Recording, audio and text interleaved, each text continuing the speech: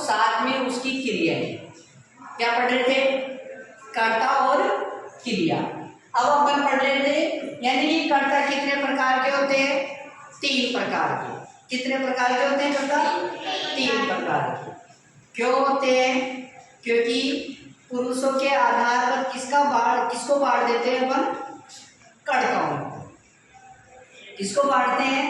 कर्ताओं को। और कर्ता के अनुसार ही किसका प्रयोग किया जाता है? किसका किया जाता है? क्रिया का। तो मैं आपको कर्ता और क्रिया जो कौन से काल के लिए अपन ने वर्तमान काल की क्रिया का और कर्ताओं का दोनों को साथ में अध्ययन कर रहे हैं अपन। तो जैसे प्रथम पुरुष, कौन सा पुरुष आ गया? प्रथम पुरुष। प्रथम पुरुष में कौन कौन से कर्ता आ जाएंगे? वो ध्यान दो इधर। यानी कि किसी का नाम भी कैसा होना चाहिए? एक नाम। तो कौन से वचन में आ जाएगा? एक वचन में। कौन से वचन में आएगा? एक वचन में। और फिर बात करते हैं यदि कोई किसी का 2 नाम हो, किसी के भी हो सकते हैं 2 नाम, तो 2 नाम आ जाएंगे कौन से वचन में? द्विवचन में। कौन से वचन में आएंगे? द्विवचन में। और 3 या 3 से अधिक जो नाम होंगे वो कौन से वचन में आ जाएंगे? बहुवचन में। ठीक है। अब वैसे ही अपन बात करते हैं पुल्लिंग का जो कर्ता होता है, क्योंकि तीनों लिंगों के, प्रथम पुरुष में तीनों लिंगों के कर्ता चलते हैं। तो प्रथम पुरुष में जो पुल्लिंग का कर्ता है वह होता है स।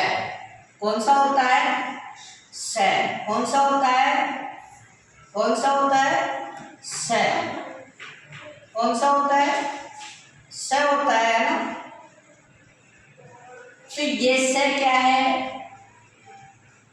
ये स क्या है? क्या है स? बताओ क्या स क्या है ये? अरे बोलो ना। स क्या है? पुल्लिंग का करता है। किसका करता है? पुल्लिंग का। देखो ये मैं मार्क कर रहा हूँ ना, आपको दिख रहा है क्या? जो मार्क कर रहा हूँ दिख रहा है? दिख रहा है ना? ये होता है पुल्लिंग का कर्ता, है ना। कौन से लिंग का कर्ता होता है? पुल्लिंग का। इसका अर्थ होता है वह। क्या अर्थ होता है इसका? वह। और द्विवचन का जो पुल्लिंग का कर्ता होता है वो होता है तो। कौन सा होता है? तो। तो होता है, तो का अर्थ होता है वे दोनों। तो का अर्थ क्या होता है? वे दोनों। और बहुवचन में जो कर्ता आ जाएगा वो होगा ते।